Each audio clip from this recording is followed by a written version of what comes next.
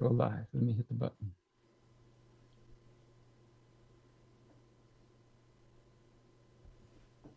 Hi, everybody. Thank you to everyone for joining us in Heroes Rising. I'm here with some amazing, when I tell you amazing, I mean amazing people.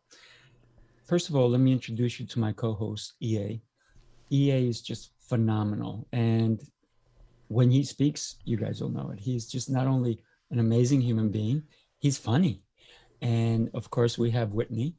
Whitney has a brand new baby, 6 months old, and he's going to co-moderate as well. So I hope you guys don't mind that. And then we have David and Ellie, and they're coming from over the pond, right? And we want to take it away with learning. This is a lunch and learn. So for us, it's important to understand that everything that's going to be brought to you today is to help you, to empower you, to give maybe a new light, a new way of doing or thinking that will inspire you to be amazing. EA, what do you have to say, my friend? I have to say, I welcome everyone, our fantastic three guest speakers, and of course my amazing co-host, because Raphael reached out to me. I was fortunate to be on his podcast as a guest, and then later on Raphael said, I'm going to do this thing in this event, and if you'd like to participate, and it was such a blessing. So I really appreciate the fact that Raphael reached out, and we developed a great friendship and camaraderie, and just some spectacular details that are unfolding in the upcoming months that are going to astonish the world as we know it. So thank you so much for guests being on, and I defer back to you, Raphael, as you introduce our first guest. Yeah, so David and Ellie, they've formed companies in Slovenia and Australia specializing in programs for the management and prevention of chronic and age-related health issues. Before I go into all that, these guys are just amazing. The energy. And when they were on my show, on my podcast show, we talked about energy and the energy that we can bring forth, the love, right? Because love has a lot of energy. So they use that love to help people with health-related issues, physical rehabilitation, fitness promotion, cognitive enhancement, and ergonomic training by way of providing online courses. Yeah, you guys can get this online, and they're going to tell you all about it. They do consultation, they do top flight personal training for select clients. So can you be a select client? David, take it away, my friend, and Ellie. Thank you. A pleasure, a privilege to be in amongst you. Thank you very much for the opportunity for us to spread the message. You started off by talking about power, empowerment. And indeed, this is what it's all about, the power. First to change yourself, to work on yourself, and then to change the world as we know it. And what's the precursor to power? Energy. Without the energy, you haven't got the power. So power is the focus of the energy. Today, what we wish to talk about are the dimensions of being, in particular, 6 dimensions. Now, usually when we say dimensions, what do people think of? The 3 physical dimensions, and let's throw in space-time, and there we've got 4. We're not going to go there. That's all standard stuff.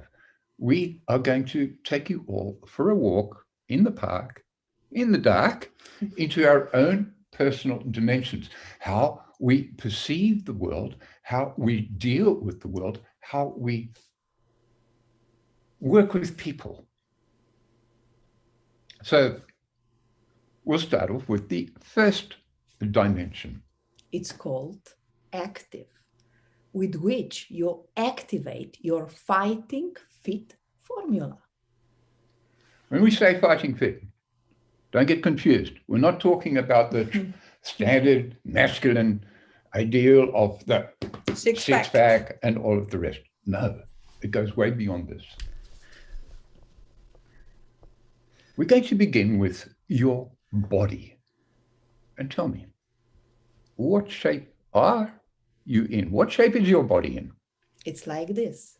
Your body, it's your best buddy. It's your prime tool, your temple. But if you are out of condition, then your system is working inefficiently and you are wasting precious energy. Which you just don't have enough of in the first place, right? Look, don't get me wrong. Being fighting fit doesn't mean, as I said before, being muscle bound with ripped abs.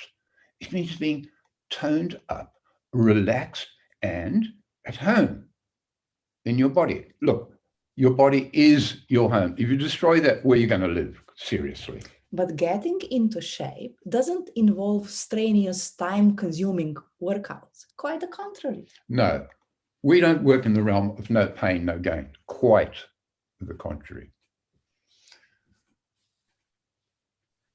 To access this first dimension, the physical, we teach people a set of short, progressive, engaging exercises. It stimulates the cardiovascular circulation, all of your circulatory networks. And you have a number of them, all relating to your physical. Yes, certainly there's the blood, then there's the lymphatic, there's the cerebrospinal, there's the synovial. And we have to get all of those working so your motor, your body is working properly. And when this is done, that leads us to the second dimension called alive. The dimension of energy. Energy is the fuel that drives you. Energy makes the world spin, doesn't it? Energy is the essence of life. It's the juice. And to quote Einstein, everything is energy. And that's all there is to it. Now, you must understand something about energy. As soon as you say energy, what do we think about? We think about electricity, we think about fuel, we think about metabolic energy. And metabolic energy, okay, this is the energy that you get from what you consume. This is more a raw energy from the food, from what you breathe, from what you drink, from the sun, and all of the rest. This is an internal, chemical, physiological process. But that's just the Western aspect of energy. There is much more to it. There is also the Eastern aspect of energy. It's called life force. You've heard about it. So the question is, how do we generate life force? Can we even do it? And prick up your ears, because chances are you're going to hear something that you have not considered before with regard to energy. And for this, I want you to imagine a car, okay? Your car, how does that go? Oh, you have fuel. What burns the fuel? A spark. Where does the spark get its energy from? From the battery. All right, so you're happily driving down the road. But what stops your battery from getting flat? Because if the battery's flat, there's no spark. And that's the end of the story. The generator. But how does that charge up the battery? How does a generator work? By movement. By movement. But not just any kind of movement. It's all about mindful movement. In this dimension, we teach how to get your dynamo humming and how to generate energy, how to charge up your internal battery, how to circulate the energy so it reaches absolutely every cell of your body. And to that end, we teach simple but powerful movement patterns that will put you in a state of moving or dynamic meditation. You may think of this as Qigong. And what does Qigong mean? Energy work. And this is actually how we are built. We have an internal generator, but you have to operate it in the right way. If you run your generator too fast, you're generating the energy, but you're losing it. If you run it too slow, you're not generating enough energy. And it really is as simple as that. And there's something else about energy. This other energy that we're talking about is not just straight done energy like a flow of electrons. It's intelligent energy. Mm-hmm. So that's why you can rejuvenate and invigorate yourself and start feeling alive again. Which brings us to the next dimension. Oh, what have these people got up their sleeves, you wonder? I'm talking about air. I'm talking about ether. Did you know that most of your energy requirements come not from food you eat, but from the air you breathe? Simply put, without enough oxygen, your fire can't burn bright. And without enough oxygen, all you're generating is a lot of smoke. That smoke gets into your blood. That smoke clogs you up, clouds your mind. And the fire that she's referring to is the one that drives your motor, your metabolism, your mental processes, even your sex drive, your libido.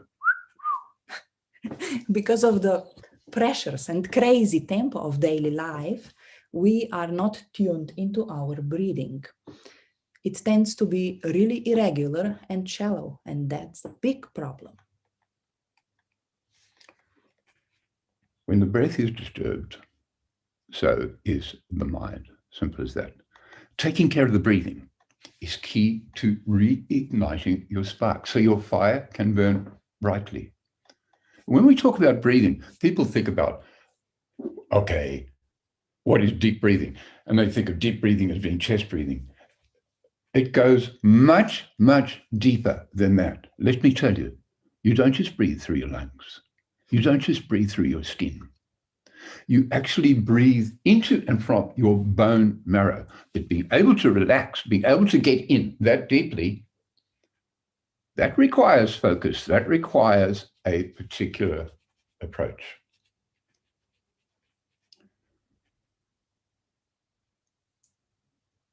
But now we're moving into another dimension.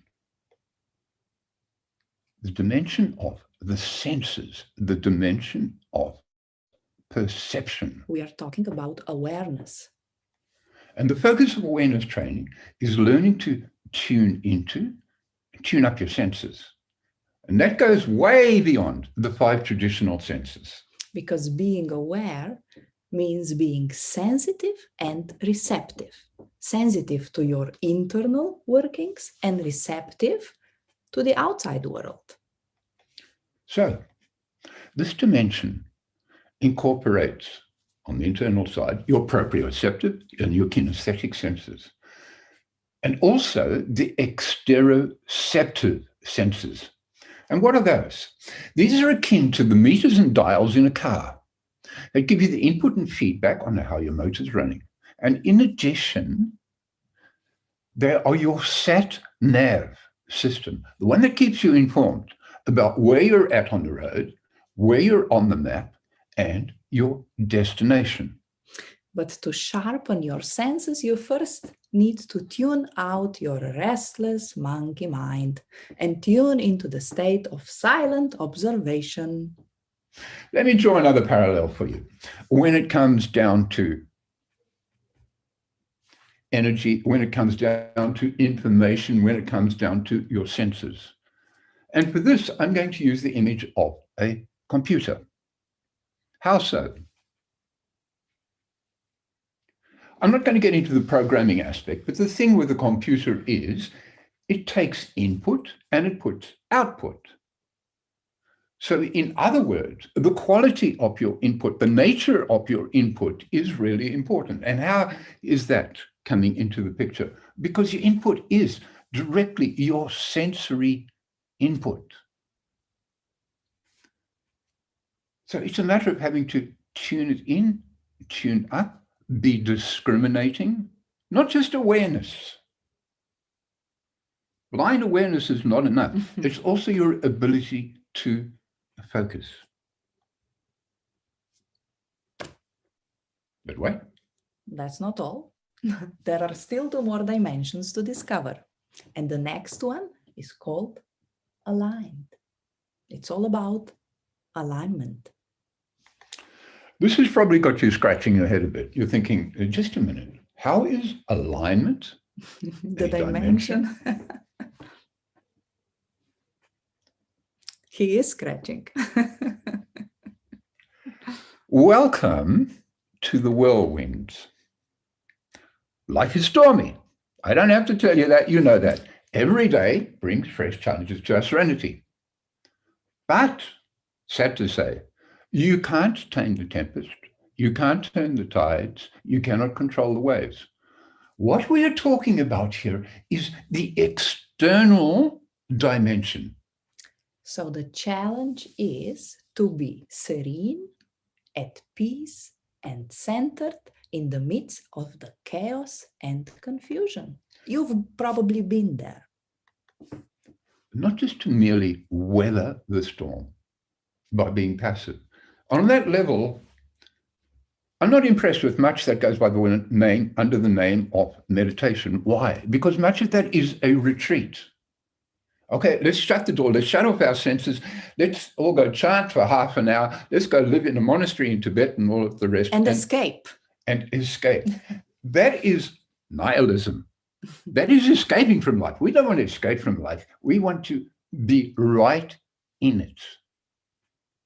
We want to be in control. I'm not talking about tight control. We want to be centered in the eye of the cyclone, not pretending the cyclone's not happening, not by shutting it off, by being really immersed in the storms of life, using that energy, borrowing that energy, and being serene, focused in the midst of it all.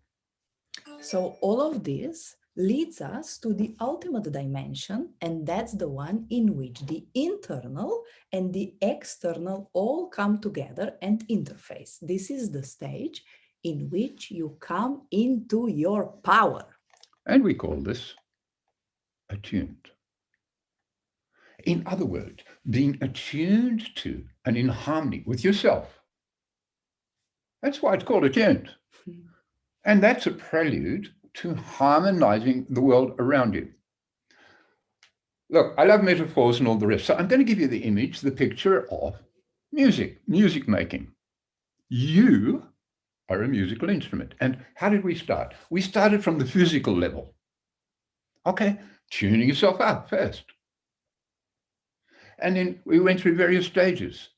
There is tuning up the instrument, tuning into it.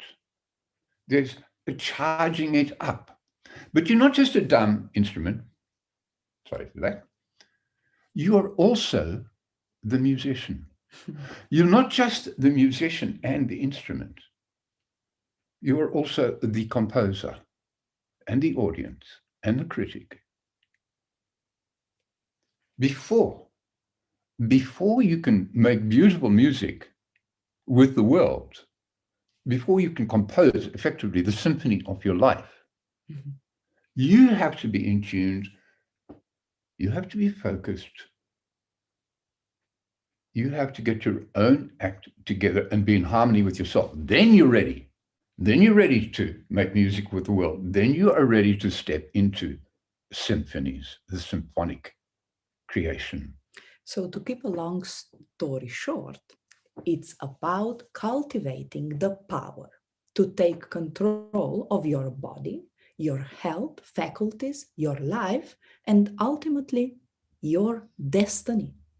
So it's not just about health.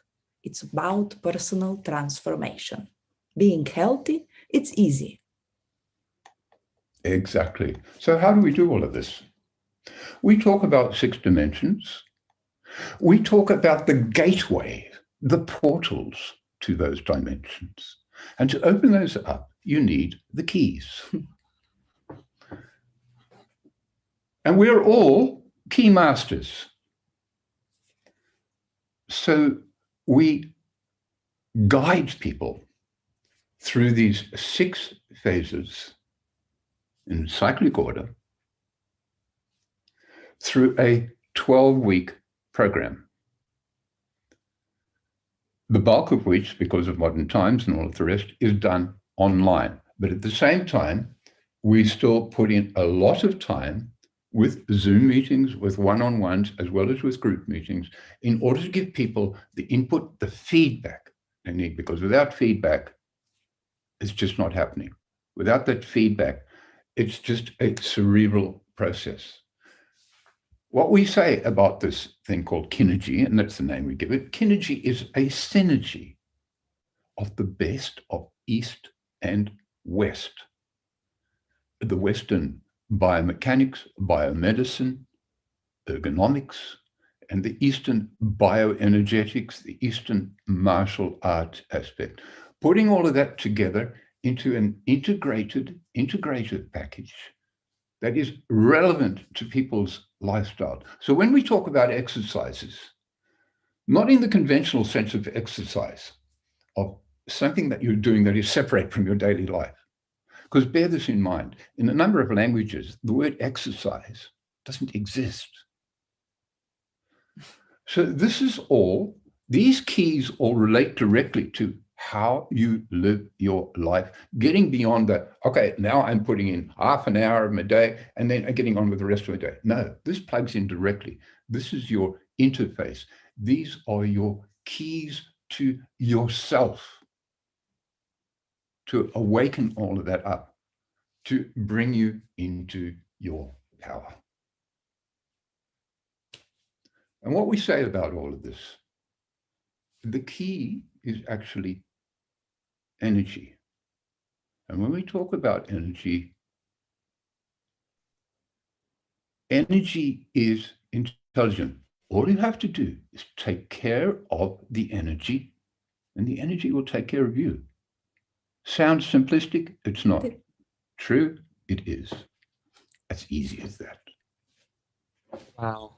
You What more guys can are we say? just, what can I say? You're amazing. And David and Ellie, the depth of your thinking, the depth that you guys go into when you're talking about the 6 dimensions of being. Oh my gosh. I mean, when you're such a deep thinker, when we think about everything you talked about, so many people are not living their lives.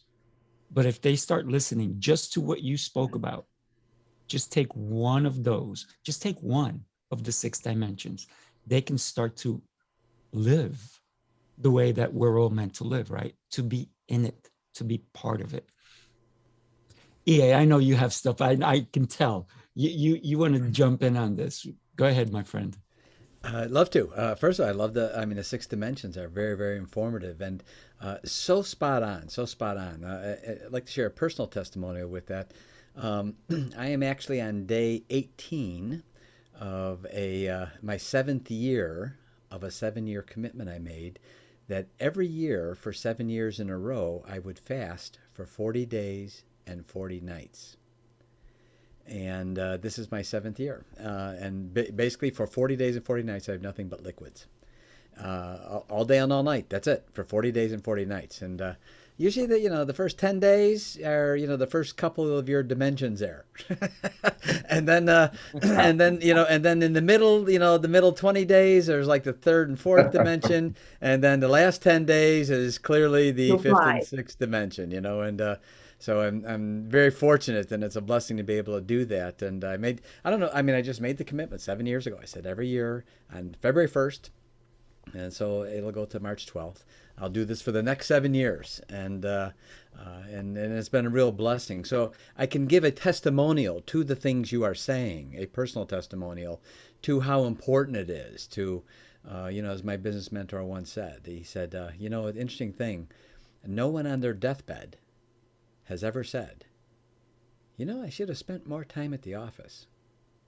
No one's ever said that on their deathbed. He said, but there's so many other things, including their physical health. If they could just get one more day, they would pay anything for that extra day if they could. So awesome, excellent information, David and Ellie. And we put your contact information twice, actually, in the YouTube comment section for those that want to contact you. Just click on the link in the comment section, and you'll go right and be able to connect directly with the amazing David and Ellie. Thank you so much for being on the Heroes Rising show.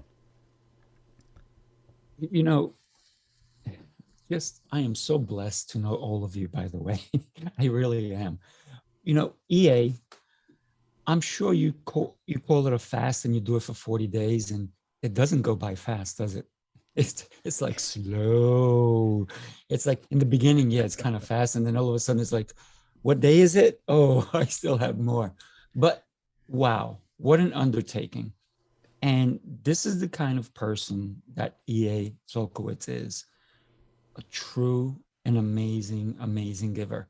You know, his information is just beyond. He looks at things differently. And this is why I love our connection. You know, today he's going to talk about the 7 steps to build a giver's university. He's done it. He can help you do it. He's done it, and he's had other people pay him tons of money. He had 50 presidents of companies pay him $5,000 every time when he had a session with them. Why did they do it? Because they already had the money, but they wanted to know how and how to live a better life. If you want to learn and earn $1 million in a year, EA has done it. He can teach you how to do it. He's also the first person to have developed a profit scoring for companies based on what his mentor taught him. He learned from interviewing 1,000 millionaires. 1,000 millionaires. So we're gonna put his link up. I would suggest that you go ahead and give him a call, have a conversation with him. He's gonna help you. I mean, he's just a giver. He's helped me tremendously, and I am in debt to him. So, EA, would you mind sharing with us? Thank you so much, and thank you for those kind words. Your address is still the same for the check, to send the check out there? It hasn't changed? Yep. Okay, good. Nope. I just want to make sure, because you want to make sure, and of course sometimes you can use PayPal, you have other ways of doing it, Stripe maybe, but just want to make sure the info is the same, because you did. But it's always nice holding that check, isn't it? It is, and it clears. That's the thing. If it clears, then it's a real bonus. So thank you for those kind words. And I was listening to you say all those kind things, and none of them are still as long as my last name. So I got to get to work. That's all I have to say. So and what a pleasure it is to be able to share with you, as Raphael mentioned, what's called we're going to go through the 7 steps, and I'm going to do this a little bit rapid fire. The 7 steps of forming your own giver's community. Specifically, the word community, at least in my observation, has changed definition in the last few years. I'll use and demonstrable evidence that there was a word that's spelled D-I-E-T. The word's diet. Many years ago, if you went to a meeting that had 2 or 3 people there, you actually went to a diet. The meeting was called a diet. Then later on, term spelled the same way, if you receive a stipend or an allowance every week, that allowance was called a diet. Then, as I was growing up in my lifetime, the word diet meant the way you ate. It was your eating habits. That was your daily diet. Today, if you say the word diet, it means weight loss. All the same word, spelled the same way, 4 totally different meanings. And I submit to you with the word community, we're experiencing the same thing. I ask those that are viewing and enjoying this, that ask yourself if you've had this happen. Have you had an instance happen where you get an invitation, join our community, be a part of our community, we're all like-minded people. And as soon as you join the community, within 6 to 8 hours, they're already trying to sell you everything under the sun, right? I've had it. I've got duped more than once, and then unjoin. It's not a community. This is a customer prospect list. Why not? Why are you doing a bait and switch on me? Or just call it what it is. If I'm interested in your products, I'll join your list. I can learn about them, but don't call it a community. That's not what it is. It's a customer prospect list and a mailing list. That's what it is, right?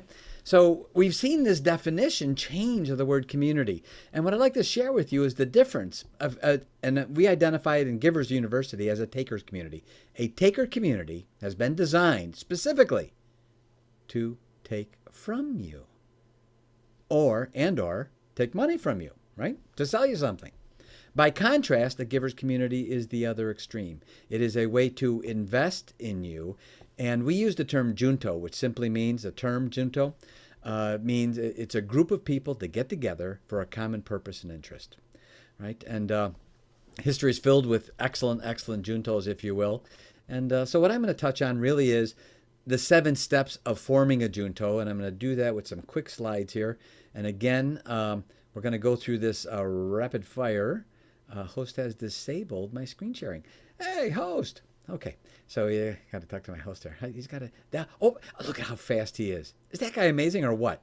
It's just like you just say it and he's there. So give me just a moment here, and that's loading right up. And we're going to have a really, it'll be very, very quick. So the wonderful thing about what we're doing here with this live event is you can watch it over and over again on the replay. So as I sort of go through this quicker, you can watch I'm going it to at your fasten my seatbelt first. I'm going to Hang on. Hang on. We're going from 0 to 60 in a matter of seconds here, right? All right. So first, how to build a good community. And by the way, what I'm actually showing you, and we're going to run through the thumbnails of the episodes that we have on our Givers University YouTube.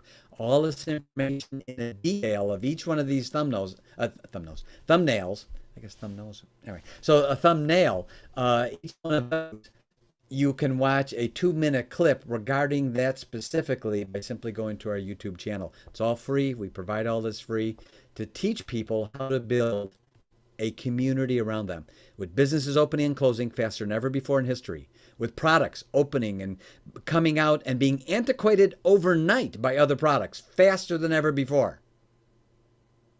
When it's all done, what do we have? Our relationships. And no one's teaching us how to discern and pull in the right people and to respectfully distance those who maybe aren't the best people to have close to us. Because when we pull them in close, we end up stomping out fires not of our making. And I know everyone can relate to that. So let me hit these real quick. How to build your own givers community, right?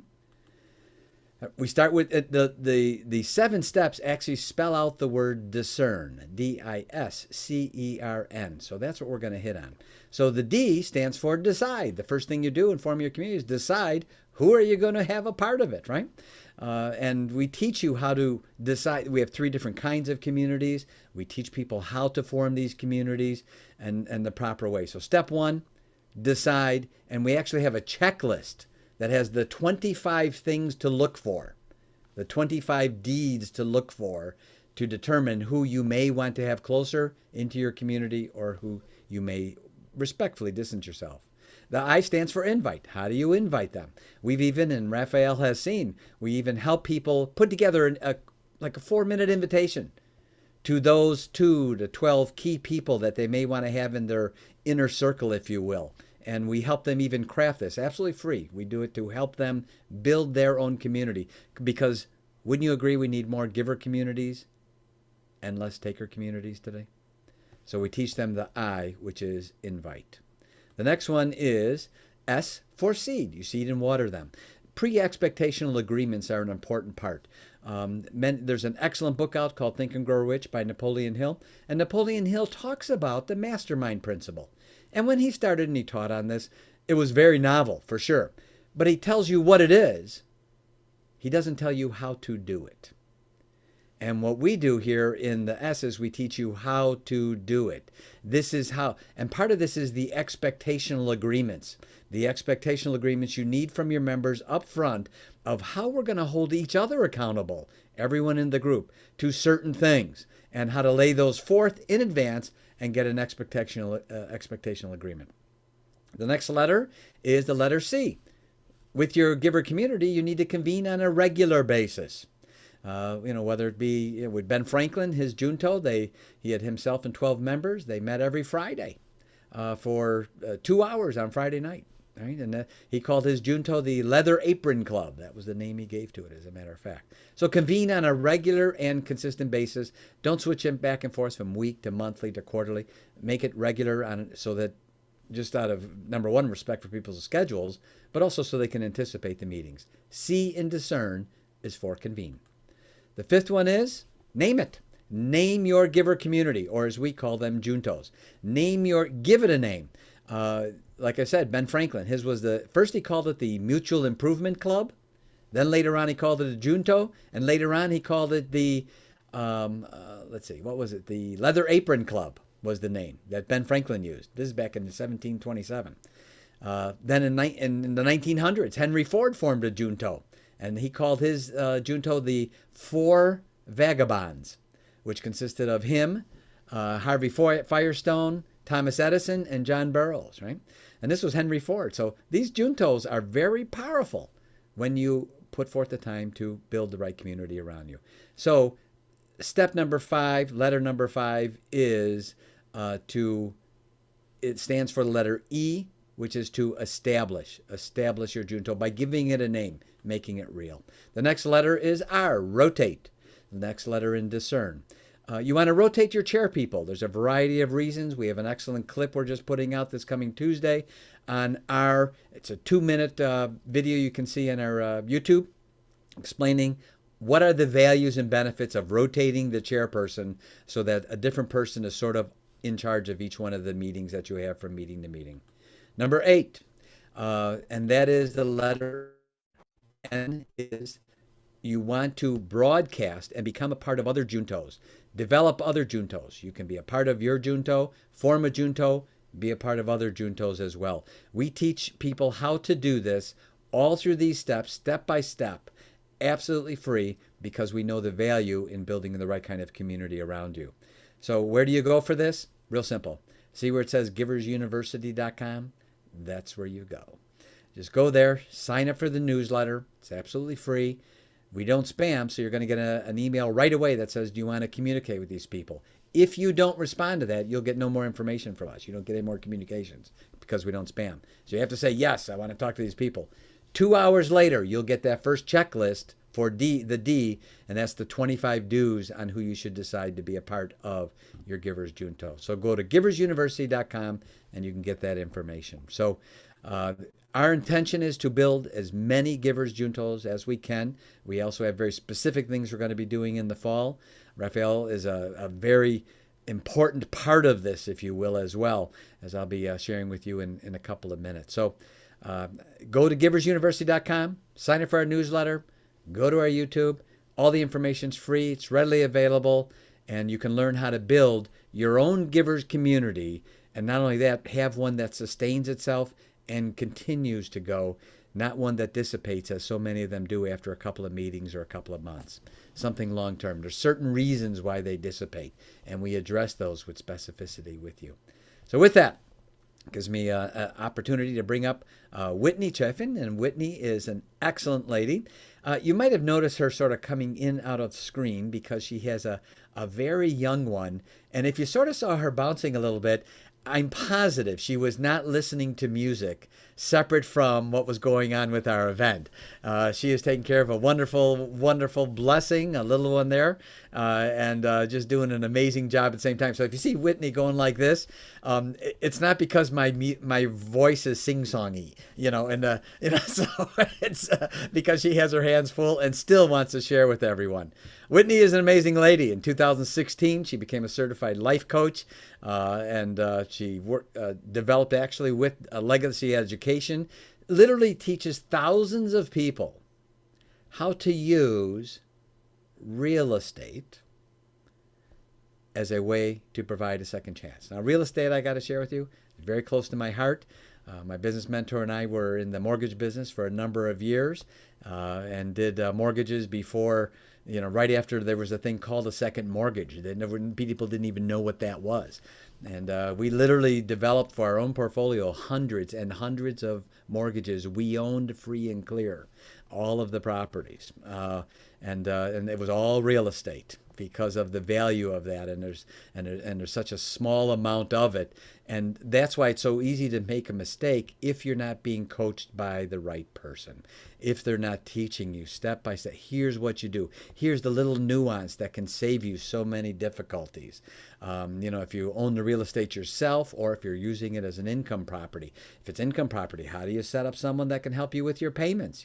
We had people that took percentages of what they collected, and then we had people just had a flat fee each month with our mortgages, as an example. That did all the basically collection of the payments every single month for all the mortgages. So Whitney is the kind of person that knows all of those ins and outs. She knows those details. And these are the kinds of people, like a Whitney, that you want to seek out for mentoring. And for those of you that want a second chance in your life, Whitney can help you get there, certainly through real estate. So Whitney, welcome aboard. Thank you so much. And thank you both, or all of you, I should say, for being accommodating with my baby. He literally just fell asleep. So fingers crossed that he stays asleep this whole time. But I first want to say to all of you, I'm so impressed and I feel unworthy to even be speaking right now because of all the things that you guys have done. And every single thing that both of you, or I should say all three of you have said, four of you, because Raphael and I have talked before as well. I resonate so much, and so much of what you said I'm actually doing in my own life right now. And I just believe that it's so important. So I just want to thank you guys for even having me. I feel so privileged. With this though, yes. So as EA said, much of my background is real estate. And so what I kind of want to share is my story, because what I basically teach people to do is build a legacy for their family. And while my son is in the background and you may hear him crying here and there, he's kind of my prop today as proof that your legacy really does matter. So I always like to ask the question, and when I'm in a live audience and I can see people, I say, by a show of hands, how many of you believe that everything happens for a reason? And the reason I say this is because, yes, the more I grow in my life, I see things align. And I truly do believe everything happens for a reason. So it's not my first time doing an event, but I believe when the students are ready, the teacher will appear. So maybe today there's something you can learn from me. The other thing I always like to mention too is my age, because sometimes when I'm in a live seminar and people walk in the room and they hear that I'm going to be teaching them about real estate, they start to think like you're a little younger than maybe they were expecting. And so I bring that up because when it comes to real estate, or when it comes to anything, age, it does not discriminate. The business does not discriminate. It doesn't matter how old you are. It doesn't matter what your background is. It doesn't matter what language you speak. All that matters is you want a change in your life. You want to make that choice and you want to make that change. So I always like to address that, because sometimes people think they're too young or too old to do the business, and you're not. It's really a matter of choice. My second question I always ask is, how many of you believe in second chances? And I live my life by second chances. I truly believe everyone deserves a second chance. I think if you have an opportunity to take a second chance in your life, for the better you should. But above both of those things, I truly believe if you have an opportunity to give someone a second chance, you should every single time. I'm a firm believer in what you give to the world, it comes back to you tenfold. I've seen it in my own life. I've seen it in other people's lives. And I truly believe you've got to give to receive. And then my last question is, how many of you do believe in the power of choices? Because every day we wake up, we have a choice, right? We can hit the snooze or we can hit the gym. We can eat the Oreos or we can eat the salad, right? Every day we have a choice. So with that, I always like for people to visualize their childhood for a moment, particularly age 11. And I have a point to this, but I like for everyone to visualize where they were and what they were doing when they were about 11 years old. And a lot of times when I'm in a live environment, people will shout things out like, I was playing outside with friends, or I was going to school, playing sports. Very seldom I hear students at 11 years old saying I was working. But whatever you were doing, you were out there being a kid at 11 years old. Probably you. I was as well. Yes. So working, playing, doing whatever you do at 11 years old. Then I ask the question and I say, if you were fortunate enough to have your parents in your life, what were your parents doing while you were out there being a kid or working or doing whatever? And 9 times out of 10, everybody in the audience will say their parents were working or working really hard. So then I usually ask the question to them, and this sometimes is painful for people, but I say, where are you now in comparison to where your parents were? Are you also working or working really hard? Are you in a better position? Are you in a worse position? Are you in the same position?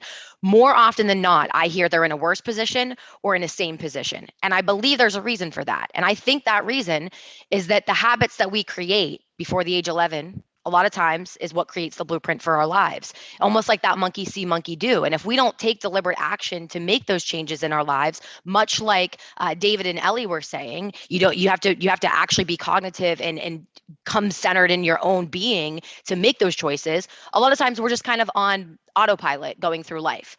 So my final question for most people at this point is, by a show of hands, if you were given a second chance in your life to create a better legacy for your family, how many of you would do that? And almost every single time, everyone raises their hand that they would like to have a better future for their family. And I always say that I'm very, very grateful, because when I was 11 years old, my parents were actually given a second chance, because when I was 11, my parents were sitting in a very similar seat that we are right now, hearing somebody speak about financial education. So when I was 11 years old, I was living in Pittsburgh, Pennsylvania. Actually, I was living in East Liverpool, Ohio, which is about 30 minutes outside of Pittsburgh, Pennsylvania in Ohio. And that's where I grew up. I had a very hardworking father. He worked 5 jobs. He was that hard work mentality, blue collar. You got to trade time for money, work really, really hard to become wealthy. And he read a book called Rich Dad, Poor Dad, which many of you have probably heard that book. So he hears this, ad on the radio about this free real estate workshop. And he, at the time, was actually already investing in real estate. He already had 12 properties. But my dad is what I would have referred to at the time as property rich, cash poor, meaning he had so many properties, but he didn't really have a whole lot of money coming in. And there were really 2 reasons for that. The first reason is he was using all of his own money to invest in real estate. And the second reason was he was owning all of his properties in his own name. So a lot of times when we're talking about investing in real estate, we talk about doing it with none of your own money. And my dad is somebody who is actually a product of that. So my dad goes to this free seminar and he's thinking to himself, like, yeah, these people are going to sell me something, whatever. I already know how to do this business. What I really need is like a mentor. I really need somebody who can actually guide me along the path because I'm already doing the business, but I need to elevate it to another level. So he ends up going to a 3-day training where they kind of talk about, the nuts and bolts of real estate. But even there, he felt like he was a little too advanced for it because he knew much of what they were talking about. He had already bought a commercial property. He already owned a mobile home park. He already had done multifamily. He had businesses. So what he needed now was more money. So my dad ended up going on to basically get a mentor. And in a matter of 6 months of getting educated, my dad increased his overall net worth by $2 million when he did that. He actually paid off $150,000 of credit card debt in less than 6 months. He increased his monthly cash flow, so money coming in every single month after all expenses are paid, increased that monthly cash flow, which is coming in every single month, to $25,000 a month. And then what was the other thing? He increased his portfolio from 12 properties to 60 in those 6 months. And he did all of it using none of his own money.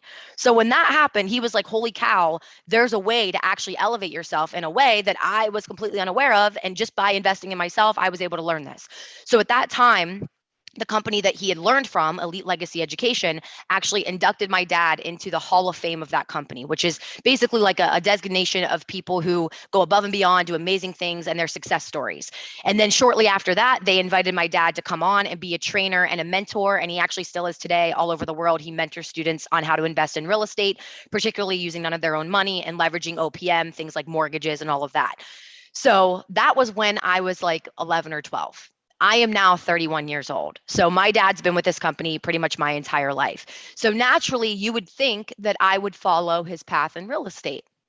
Well, no, because my habits that I saw my dad do from age 0 to 11 was he worked really, really hard. So in my mind, I was like, I don't want anything to do with real estate. I remember my dad working so hard on rental properties. My friends and I as kids, actually my friends were outside playing, but my brother and I were working on properties with my mom and dad. And I'm like, this sucks. I don't want to do this. I want to go to school. I want to get a job and I want to be on TV. So I ended up going to Kent State University in Kent, Ohio. I majored in broadcast journalism and I really, really wanted to be on TV. But when I graduated from Kent, I had nearly 6 figures of student loan debt.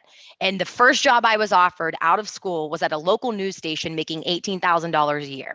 Now, I'm not knocking $18,000 a year, but just to put things into perspective, in 2011, when I graduated from college, $18,000 a year was $100 above the national poverty level of $17,900. I told myself I could actually make more money moving to South Florida, waitressing 3 days a week in their season than I could in the career I just spent 4 years of my life going to school for. So that's what I did. I hopped on a plane. I moved here to South Florida, which is where I still live today. And I started waitressing. And even though I didn't really want to do real estate investing for a very long time, I always kind of felt like there was more to life than just working a job. There was more to life. And one big thing about me is I've always been a giver. From the time I was a little kid, I've always wanted to give more to other people and I've always wanted to help people. So that is kind of what my mission has always been, is helping people. So I'm in Florida, I'm waitressing, and I get a phone call from somebody in Los Angeles, California, offering me an opportunity to work for them. And they were a celebrity and they asked me to be their nanny and their personal assistant. And if I helped them for an entire year, they would help me get a job in TV anywhere in the country that I wanted. So I said, sign me up. I'm on a plane tomorrow. I'm moving to LA. And so I did. I moved to LA and I was so excited. Miley Cyrus's song Party in the USA, that was like the theme song of my life in that moment. I was like, this is me. I can't wait to just make my mark in LA. Well, little did I know that I would become a professional nanny, basically. I was not there to be the assistant. I was there to take care of 3 kids at 21 years old. And that was a lot for me because I was just not ready to do that. But also, I was on the other side of the country with no friends and no car. So living in LA at 21 years old, taking care of 3 kids, having no friends or family, that was already difficult. But what made it even worse is once I moved to LA, about every 2 weeks, almost to the money, like on the dot, 2 weeks, something bad was happening in my life. The first thing was a breakup with a boyfriend. I was devastated. 2 weeks after that, I think a family member passed away. 2 weeks after that, another family member.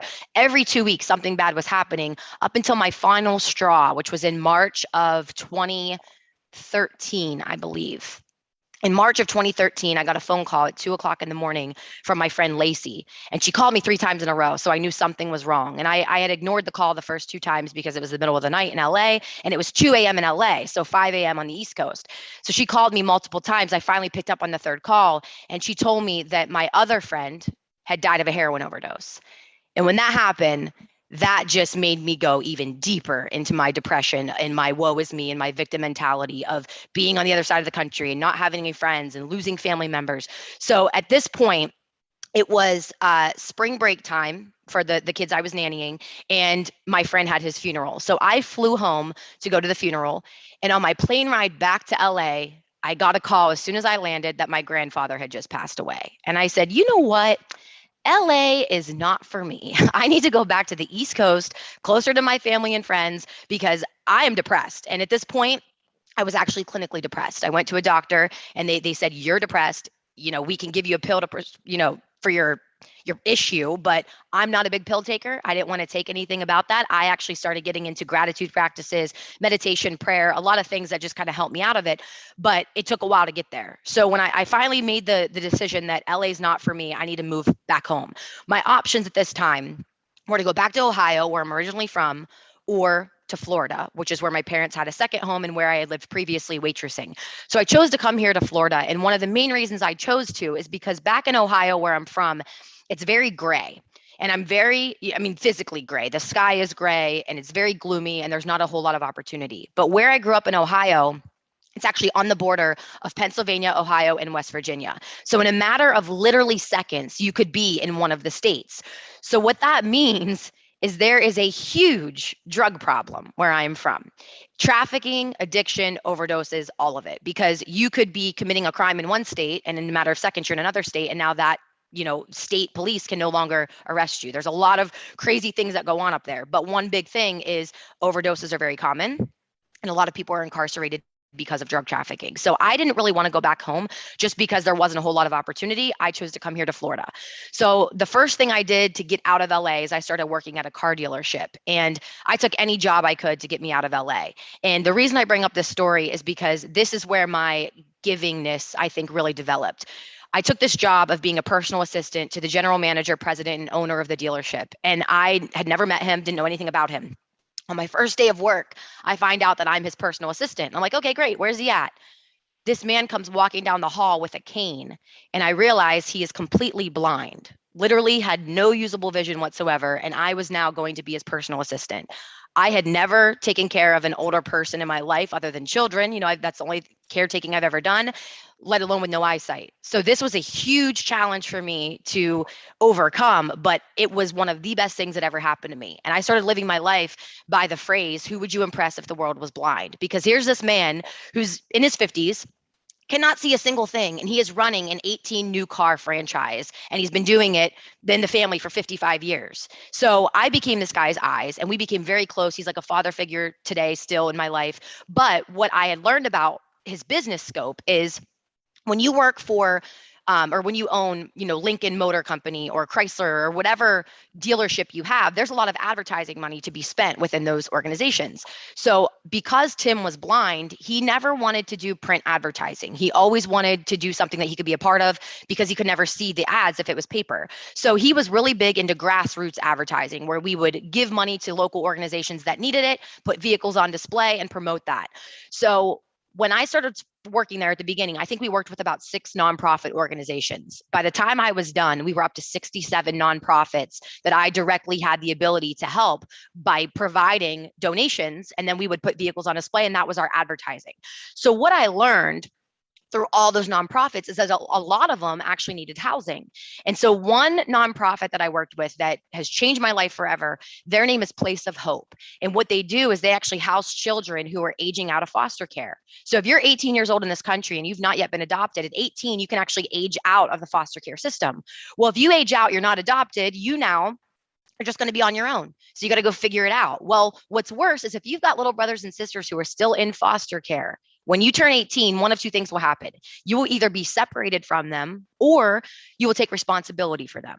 Well, no little boy or girl wants to be separated from the only family they have. So a lot of times that's why we see more human trafficking. We see more prostitution. We see a lot of things happening because 18-year-olds are trying to figure it out to take care of their siblings. So what Place of Hope does is they take all those kids, they put them under one roof, and no one has to get separated. And I fell in love with that mission. They have this whole beautiful campus. And I told myself, if I ever get to a position where I can give back, this is the nonprofit I'm going to give back to. So fast forward, I'm working at the dealership. 3 years later, after meeting all these nonprofits and working with them, my boss tells me he's going to sell his dealership. So when he decides to sell his dealership, that now leaves me on the fence of a job.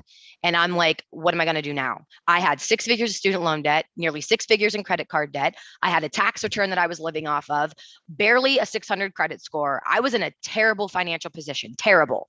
So I do what any kid would do at 25 years old. And I get on the phone and I call my dad. And I was like, Dad, I think you were right. I probably should have learned how to invest in real estate a long time ago, because here I am working this job. I'm on the fence. I have no money. I don't know what I'm going to do. And I could hear my dad smiling over the phone. And he said to me, well, Whit, if you're going to do the business, you're going to do it the way your mom and I did. And you're going to go out there and you're going to get educated, because his philosophy, that hard work mentality, is what good is it if I just give you all the money and give you all the properties? What are you going to learn? How would you really ever be able to stand on your own 2 feet if something happens to me, something happens to your mom, or God forbid, the entire world shuts down because of a global pandemic? How are you going to eat? How are you going to make money? So 25 years old with debt up to my eyeballs, terrible credit, I decided my dad was right. And I went to a free workshop just like my dad. He made me go through the same process he did. So I went to a free seminar, I went to a 3-day training, and then I also went on and got educated and got a mentor. However, I was in a terrible financial spot.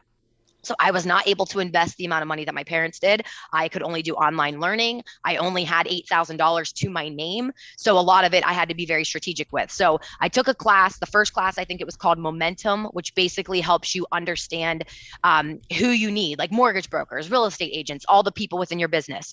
The second class I took was a class called Wholesaling, which is basically selling paper is what it comes down to. And we teach these types of strategies, but wholesaling was the first strategy that made everything believable for me. And before I was even done with the class, I actually did my very first wholesale deal. And my very first wholesale deal, I made $3,000, which wasn't amazing, but for me, that was another month of survival. So I was cool with that. That was fine.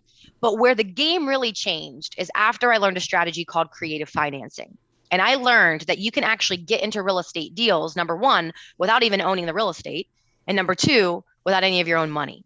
There's a thing called partnerships out there. And so what I was fortunate enough to do, and this is why I say everything happens for a reason, is one day I was walking into the post office in August of 2016, and I met a guy who was 2 years sober from drugs and alcohol.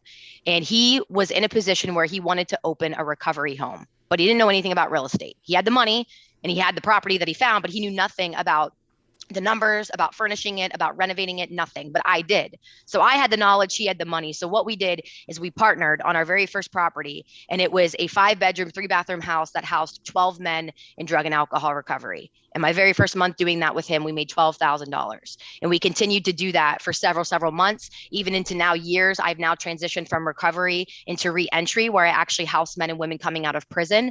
And there's a whole episode we could do on re-entry, but a lot of times there are very vulnerable populations out there that cannot qualify for a place to live. And there's actually money out there to pay for it. It's just people don't know how to do that. Now, aside from that, one of my greatest accomplishments within that is one of the individuals who I was able to help. And he actually got his life back. And he used my methods of progressive recovery life coaching to be able to find his own why and his own purpose. And he now is about to be 5 years sober from drugs and alcohol. He is about to be married, and he actually has a 2-year-old son. So when you start helping people, let me tell you what, your life is going to change. Whitney, I had no idea that impact was going to happen, we can no idea. Just for a second. Yes, just go ahead. I got to tell you, I think everyone can relate to some part of your story. Thank you. They've had an experience where they were out of money, or based on their upbringing, until I was 12 years old, I thought my name was Go Chop Wood. So, so I understand, how your parents set that forth. Can you give us a 30-second sum up on what would someone learn by contacting you in 30 seconds or less? Hit us with what that would, so I can bring up our amazing next speaker if I can. Absolutely. Yes. Thank you for cutting me off as well, because I tend to get long-winded. I appreciate it. But with that, the biggest thing that you could learn from me is if you're wanting to parallel helping people and making money, I can help you do that. And we use real estate as the vehicle to do that. Real estate investing doesn't have to be as hard and complex as people make it sound. It's actually a simple process. But like you had mentioned earlier, EA, you want to do it right the first time. You don't want to be trying to figure it out, YouTube University. You really want to know what you're doing, because when you're talking about properties and you're talking about other people's lives, it's important to kind of parallel the two the right way the first time. Great, thank you. And I appreciate the fact of your commentary, because I myself never say anything in 10 minutes if I can say it in 20. So I know exactly. And so here I am right there with you. So I appreciate it. What great information. And most people ask themselves the wrong question. They immediately look for all the reasons they can't do it. And it sounds like you really put together some exciting partnership ways for people to overcome those parts where they have extra help needed, if you will. We've put your contact information twice in the comments. For our listeners, please utilize Whitney and her experience. And if any part of her story sort of rings true with you in your experience, she can help give you that second chance, which I think is so critical. I think I've had about maybe 9 chances by now. I'm past the second. So thank you so much, Whitney, for sure. And this, I'd like to bring up our amazing man, founder of Heroes Rising. And I have to say that Raphael, he is the personification of consistency. And that's such an incredible and important part of success in anything, because everyone is going to get speed bumps, right? I mean, we're going to have speed bumps in our life. My business mentor told me you're going to get tackled 1,000 times, and he was right. I think he left out 1,000. There was 2,000. But and so I know that. But if you watch Raphael's workouts every single morning with consistency, he greets everyone. He explains what he's going to do, and he's there every single day. One of the things he does is he keeps showing up. That is so critical for anyone that wants to be successful, because a lot of times people just, they'll just do something. They can be quick starters or fast starters, but they don't carry through everything that's needed to get to the destination. It's sort of like the bird and the snail were having a conversation on a tree one day, and it was just the very end of winter. And they were on a cherry tree, and there wasn't even any blossoms yet, let alone any cherries. And the snail was very consistently making his way up the tree. And the bird got on the first branch and said, "Hey, snail, what are you doing?" He said, "I'm climbing up this tree." He said, "Well, why are you climbing up that tree?" He said, "Because I'm going to get some of the best cherries ever." And the bird started laughing. He said, "There's no way you're going to get cherries. Look, there's no cherries even on this tree. There's not any blossoms." And the snail looked back at the bird and he says, "There will be when I get there." So the key is consistency. Don't you want to surround yourself that are consistent? Also with consistency, one of the things you notice is that they are not only people that can be counted, they can be counted on. See? Because their consistency shows they can be counted on. And Raphael is one of those people. you can count on him. You can count him, and you can count on him to be there when he's supposed to, doing what he's supposed to. That's why he's the ideal person to have close into your life as a giver. And he's going to be sharing with us some excellent self-development, some excellent concepts on habits and transformation, and how important and influence those habits and transformation are. So even though we're going over a little bit today, I know that we're sort of, in my opinion at least, we're saving the best for the end with the amazing Rafael Gomez. So Rafael, if you will, please share with our listeners. Thank you. Yeah, thank you so much. And I got to return the check back to you. It'll be in snail mail. And it'll be perfect. It'll be enough funds when it gets there, right? So thinking about our actions, right? We can choose to act or choose not to act. And they're both a decision. So habits and transformation. Your habits can transform your life. And EA talked about it. David talked about it. Whitney talked about it. And here I am talking about it again. Every habit that we have, whether it's good, bad, or whatever, there's still things that we may do. We wake up every morning and we may do the same exact thing. We may put on the same shoe. Maybe it's the right, maybe it's the left. I don't allow habits to control my life. And I suggest that you don't let them control your life. You are the driver, right? So I don't always put on my right shoe. Sometimes I go, today I'm going to do the left because I don't want to be controlled by anyone or anything. So transformation. How can a habit help you transform to the person that you were destined to be? We're all born cute and beautiful and innocent. And it's our environment, it's the people around us that can change us, right? But at one point or another, we can make the choice. Maybe we were molded in a certain way by our environment, the people in our environment, the people who told us no or yes, the people who tried to influence us, to follow them. But here's the thing. Your actions and your habits will help you decide who you become.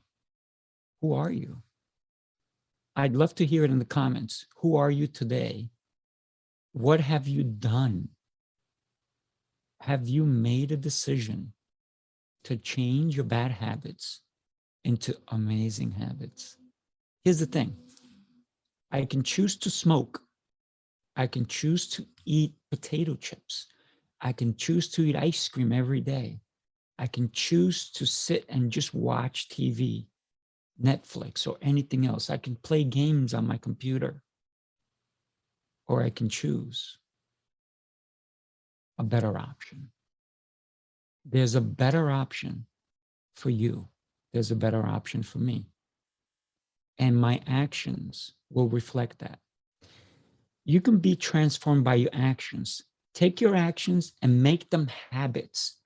And in business, those habits, when you do them over and over and over again, you know what they are. It's a system. When you have a system in place, everything works better. For example, we all know about McDonald's. They're the ones, Ray Kroc was a genius.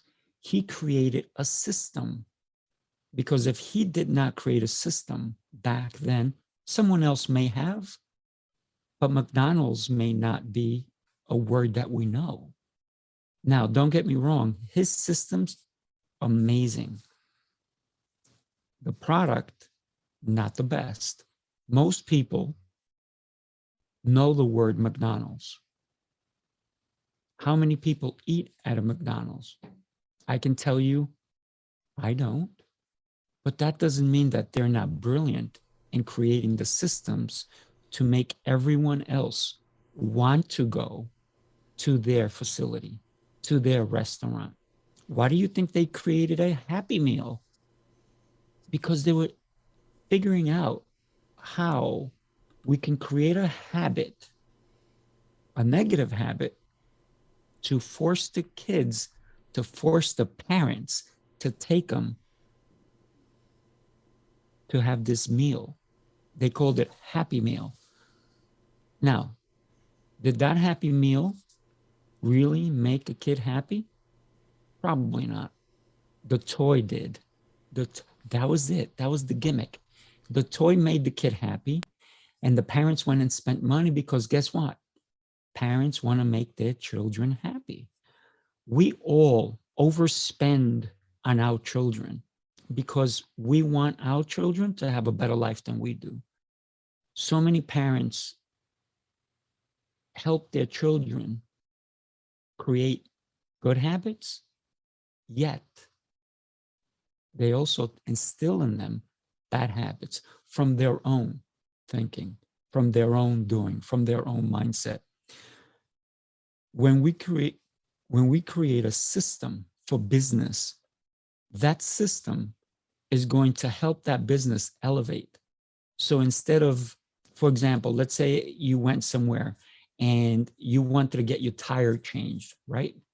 And you go somewhere and they don't understand that, oh, wait, I got to loosen the nuts first and then take off the tire and then check it and then put, all the systems of how the procedure is done has to be in place. Otherwise, you might be waiting 12 hours for your tires to get changed instead of a few minutes or maybe even half hour. Same thing. Let's think about this thing called Jiffy Lube, where you go in 15 minutes, your oil is changed. Why did they become successful? Because they took it out of your hands and they created a system that it was like this, fast and easy. So systems, habits, it's the same thing.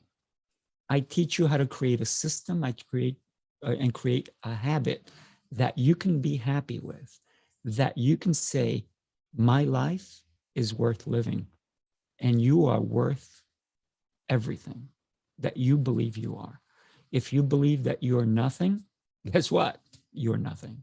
If you believe you can have abundance, you're right, you can. So with my abundance comes to me from my connections, from my community. EA talked about community. I don't do this for money. I do this for connections, for community. Every day you'll see my post. If you haven't followed me yet, what are you waiting for? Come follow me. If you want to have a conversation with me, I can teach you how to create systems. I can teach you how to create habits, but I can't force you. I can only suggest it, and it's all up to you. Thank you, guys. I'm so happy and blessed to have all of you as my friends. Oh, Raphael, thank you so much for those insights. And, it's interesting because, over 84% of the things we do each day are literally thoughtless. In other words, they're habits. There are things that we do every day that we no longer even think and know that we're doing. And so how important is it that the habits that we are doing, that 84% represents the things we want to have represent in our life? People are usually surprised at how high that number is, but there's been studies on it, and it's extraordinary. I remember how shocked I was to find out that the number was that high on habits. So if you want to learn the proper way, and Raphael's the kind of guy that, instead of putting on the right shoe, he'll deliberately put on the left shoe. Why? Because he doesn't want to feel like a heel. What? I know. I didn't want to say that, because Whitney, hold the baby up. Well, because Raphael's got all the soul he needs, and he doesn't want to walk around with his tongue hanging out. So that's why I told you he is funny. I told you he is a funny guy. That's why he puts his left shoe on. I have to share with you that it's been such a pleasure to be with all of you here today. And thank you so much for being on the show and sharing with everyone. And Raphael, thank you for reaching out for me initially. It was a blessing to me for sure. And you are certainly a great and wonderful giver friend, that's for sure. March 11th is our next event. We have Gino that's going to be sharing with everyone how to energize your work through values and alignment. And Lisa Charles is going to be talking about mind and body. So March 11th, which is a Friday at 12 o'clock Eastern, go to YouTube. You'll be able to set your reminder. And what's great about the reminders on YouTube, you can set the reminder and catch it at your convenience on a replay anytime if for some reason your schedule doesn't permit. So thank you so much, everyone. And I'd like to close with a poem. And the poem goes just like this. I bargained with life for a penny, and life would pay no more. However, I begged that evening when I counted my scanty store. For life is a just employer. It'll give you what you ask. But once you've set the wages, you must bear the task. I worked for a menial's hire, only to learn, dismayed, that any wage I would have asked of life, life would have willingly paid. Everyone, don't just have a good day. Have your best day ever. God bless. Everybody on mic for a second. Thank you, everybody. EA, great poem. Loved it. Whitney, beautiful baby. David, Ellie, you guys are just beyond amazing. You know that, right?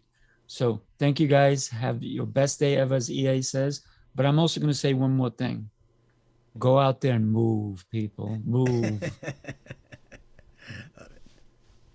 All right. Thank you, everybody. Bye-bye now. Bye-bye. And awesome stuff, everybody.